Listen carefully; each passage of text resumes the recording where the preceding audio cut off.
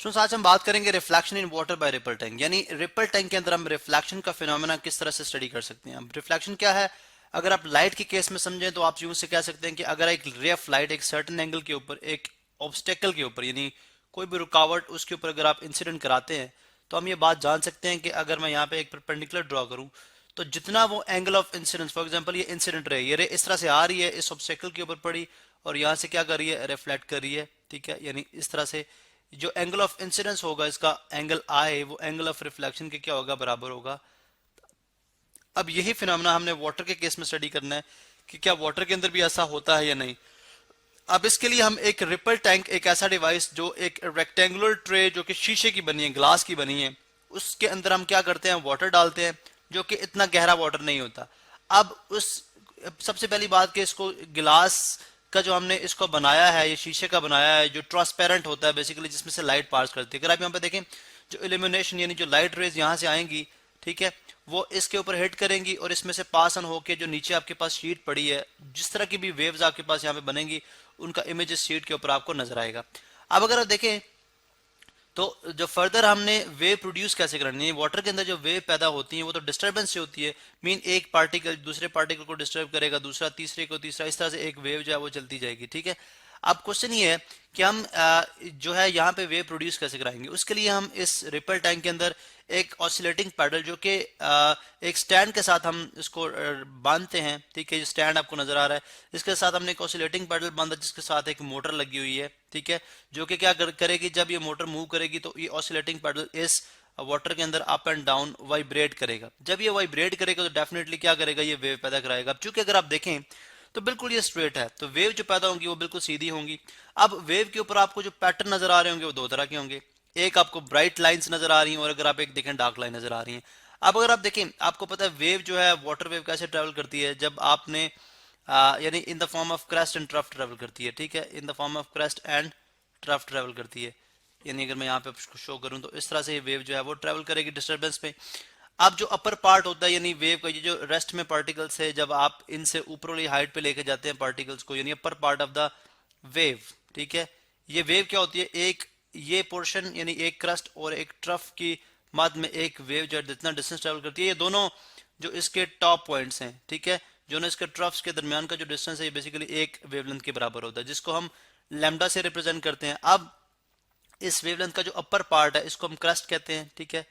Crust कहते हैं, और इसका जो लोअर पार्ट है वो क्या है, ट्रफ। आपने अगर 8th क्लास के अंदर लेंसेज का थोड़ा सा इंट्रोडक्शन पढ़ा हो, या मैं आपको वैसे सिंपली भी बता देता हूँ कि लेंस बेसिकली अगर जब आप एक शीशे को एक कर्ड फॉर्म में इस तरह बना देंगे, ठीक है, एक्सटर्नली कर्ड हो और कंप्लीट बॉडी शीशे की, नो आपकी यहाँ पे इसके अंदर कोई आपकी कलरिंग हमने नहीं की, दोनों साइड जो है वो क्या है, ट्रांसपेरेंट है। अब जब रे ऑफ लाइट अगर आप देखें तो जो एक्सटर्नली आउटवर्ड कर्व्ड होता है ये हमारे पास कहलाता है कन्वेक्स लेंस, ठीक है। अब अगर आप देखें तो वाटर वेव के ऊपर वो जो पार्ट होगा जो अबव द मीन पोजीशन होगा वो क्या होगा, क्रस्ट। अब ये क्रस्ट जब रेज ऑफ लाइट इसके ऊपर आएंगी बल्ब से, तो वो सारी की सारी क्या होंगी, एक पॉइंट पे आके इकट्ठी हो जाएंगी। ये डिटेल में आप नेक्स्ट चैप्टर में स्टडी करेंगे, ये सारी की सारी एक पॉइंट पे, और एक ब्राइट किस्म का इमेज हमें जो है वो यहाँ पे मिल जाएगा, ठीक है। तो इस केस में जो व्हाइट लाइन आपको नजर आ रही है ये किस वजह से है जी, कन्वेक्स बिहेवियर की वजह से, जो कि क्रस्ट की वजह से आ रहा है, ठीक है। इसी तरह से जो आपके पास सेकंड है, अगर मैं यहाँ पे शो करता हूँ, चलें इसी जगह पे हम शो कर लेते हैं,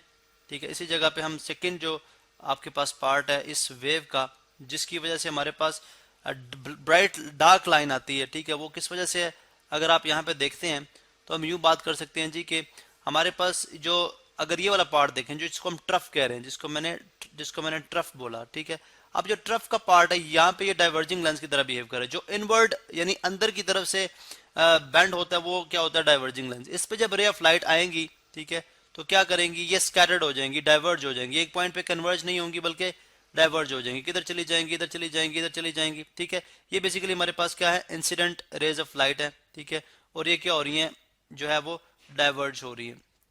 पहले केस में भी शायद मैंने जो है वो, सॉरी, पहले केस में मैंने एरोस वगैरह जो है वो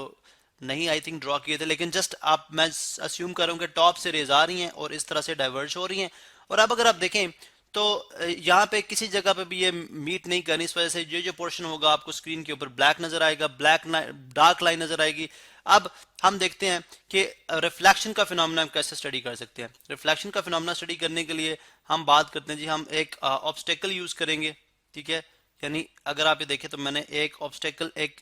कोई भी ऐसी चीज जो कि जिसमें से जो कि वाटर रेज को जो है वो क्या करेगी, उनके लिए एक ऑब्स्टेकल, उनके लिए रुकावट का काम करेगी, हम इसको इस वाटर के अंदर रख देंगे। और जब हम देखेंगे कि rays of light, for example एक डिस्टर्बेंस की हम बात करें, ये जो पार्टिकल के अंदर डिस्टर्बेंस हो रही है, इसका ट्रेवल करती जा रही है करती जा रही है, अगर आप देखें तो ये मैं एक बेसिकली इसकी डायरेक्शन के तौर पे ले रहा हूँ, ठीक है। यहाँ पे करती जा रही है, सर्टन एंगल के ऊपर इंसिडेंट होती है। तो यहाँ पे अगर मैं एक नॉर्मल ड्रॉ करता हूँ, यानी एक परपेंडिकुलर यहाँ पे मैं अगर ड्रॉ करूँ, तो मैं ये बात देखूंगा कि जिस एंगल के ऊपर इंसिडेंट हो रही है उसी एंगल के ऊपर क्या कर जाएगी ये, अगर आप ये देखें तो रिफ्लेक्ट कर जाएगी, यानी डिस्टर्बेंस यहाँ से हिट होगी, यानी एक साइड की डिस्टर्बेंस, यानी एक पार्टिकल टू पार्टिकल जो डिस्टर्बेंस आ रही है वो ले रहा हूँ, और अब वो इस डायरेक्शन में आ गई है। अब अगर आप एंगल ऑफ इंसिडेंस यहाँ पे चेक करें, ठीक है, यानी मैं यहाँ पे शो कर दूं आपको, अगर हम एंगल ऑफ इंसिडेंस यहाँ पे चेक करते हैं, वो आपका एंगल ऑफ रिफ्लेक्शन के क्या होगा, बराबर होगा, वो एंगल ऑफ रिफ्लेक्शन के क्या होगा, बराबर होगा। अब हम देखते हैं इसको थोड़ा सा ब्रॉडर पर्सपेक्टिव देखते हैं। फर्ज करें हमारे पास एक स्क्रीन है, ठीक है, ये हमारे पास एक स्क्रीन है, चलें थोड़ा सा। अब इसके लिए आपको हमने एक जब हमने इसकी कंस्ट्रक्शन की थी तो हमने बोला था हम एक स्ट्रोबोस्कोप लेते हैं। स्ट्रोबोस्कोप बेसिकली एक ऐसा डिवाइस है, ठीक है, जो कि सर्टन स्लिट्स के साथ जो है वो डिफर, यानी उसका डिफरेंस होता है सर्टन स्लिट्स के साथ। यानी जब एक क्रस्ट पास करती है, यानी एक वेवलेंथ पास करती है, यानी एक ब्राइट